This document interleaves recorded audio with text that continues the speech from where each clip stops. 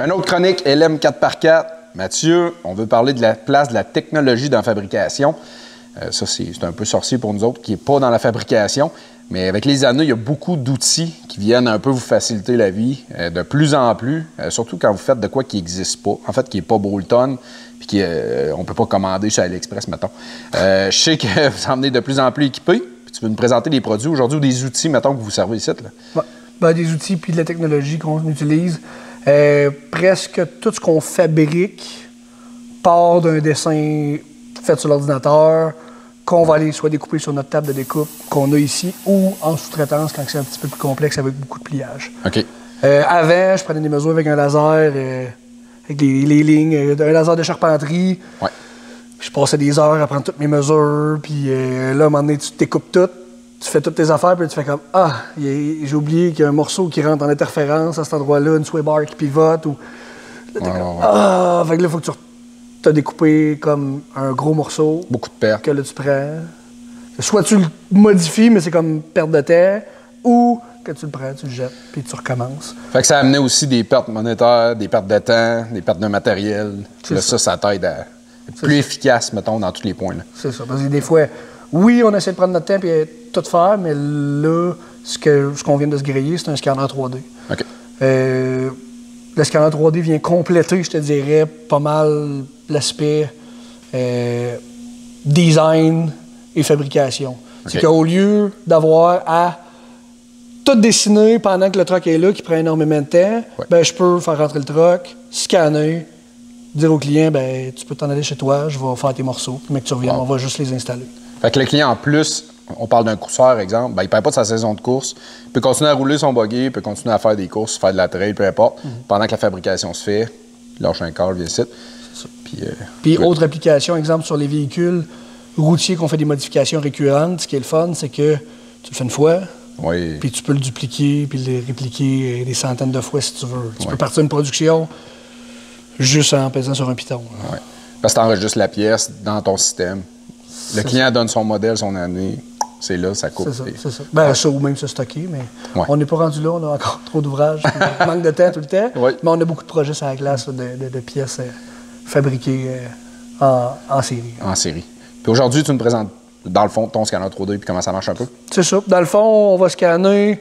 Mes panneaux, je tanné, c'est des panneaux tout croche, puis commence à faire pitié, mais dans ce temps-là, on n'avait pas de scanner, fait qu'on les a tous faits à la main, un après l'autre. Ouais. Là, on va scanner une porte pour être capable de la faire sur l'ordinateur, puis si j'en scrape une, ben, c'est puis tombe, j'en ai une deuxième qui apparaît. Parfait. Bon, on check ça, puis tu nous donnes les détails en cours de route. Parfait, je te démontre ça direct là.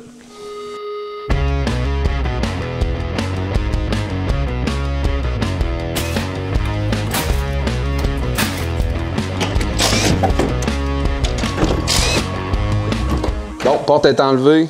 Prochaine étape, on revient sur l'ordinateur, puis qu'est-ce qui se passe? Ouais.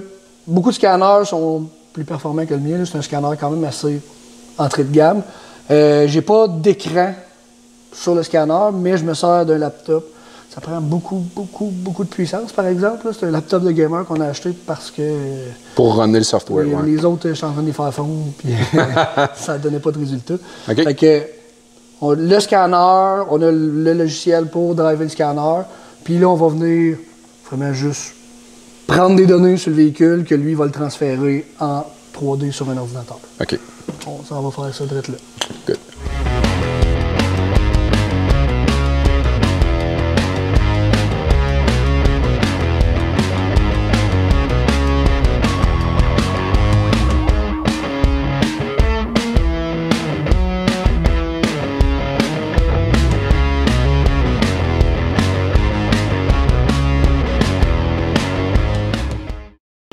Là, aujourd'hui, tu voulais me donner un exemple de comment fabriquer une pièce. On ne voulait pas nécessairement faire les portes du buggy aujourd'hui. Manque de temps un peu. À soir, mettons, j'ai faim.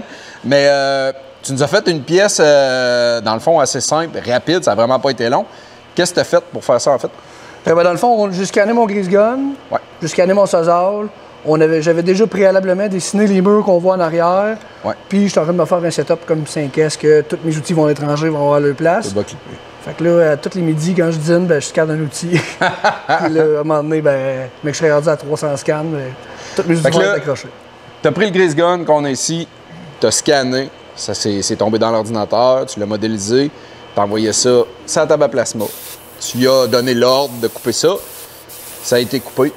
Après ça, on a amené ça à la table, tu l'as plié d'après ton plan. Exact, ça donne la pièce maintenant qu'on a là, prête.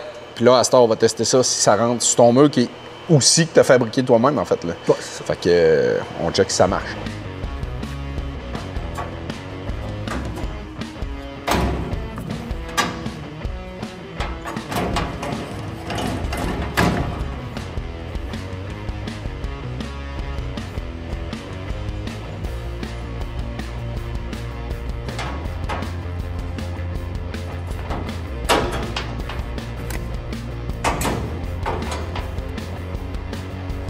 On a vu l'exemple aujourd'hui, on a fait des supports pour tes outils.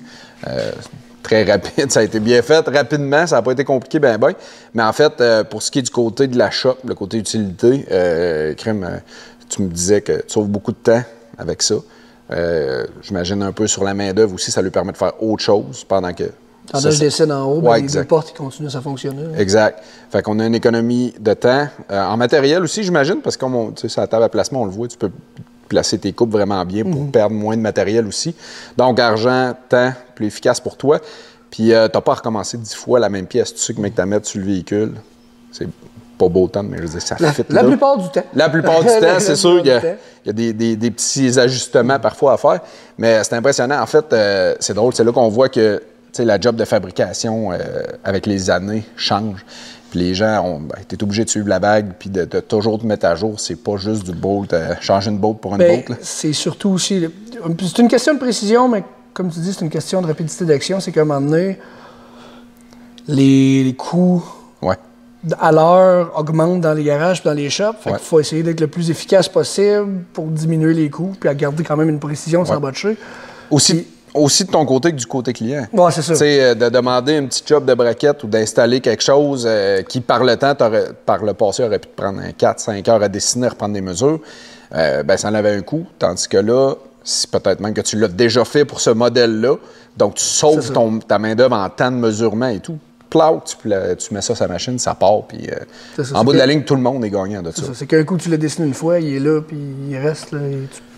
Tant que tu le supprimes pas, exact. Il est dans le cloud, puis tu le redécoupes autant de fois que tu veux. Puis encore là, comme je te disais, ici, on fait beaucoup fast-moving, prototypage, mais quand on a des pièces plus précises, j'ai plié en faisant des lignes, dedans, ça fonctionne, c'est bien, c'est correct pour faire des choses comme ça, mais quand on commence à faire des choses un petit peu plus touchées, un petit peu plus fancy, souvent, je vais envoyer à quelqu'un qui a déjà une plieuse. Un jour, on va en acheter une, mais ça, tout est dans... Une étape à la fois. Le timing, c'est ça, une étape à la fois. Super, bien. J'espère que ça répond à vos questions. Moi, j'ai appris quand même beaucoup. C'est le fun de voir ça. Tu sais, c'est pas, comme on se dit, c'est pas souvent les garages qu'on avait l'image, là. Tu sais, Matt, presque tout ce qu'on a fait là, t'étais sur un ordi. C'était pas ça les mains, un petit peu, là. Un petit peu après. Mais tu sais, c'est ça. C'est juste que ça couvre tellement large à cette heure. Super intéressant. Fait que si vous avez d'autres idées chroniques, questions sur tout ce qui est la fabrication, modification, LM 4x4, je n'ouvre pas. Direct à eux ou direct ici en commentaire, la gang. Fait que on se revoit très prochainement. Bye bye!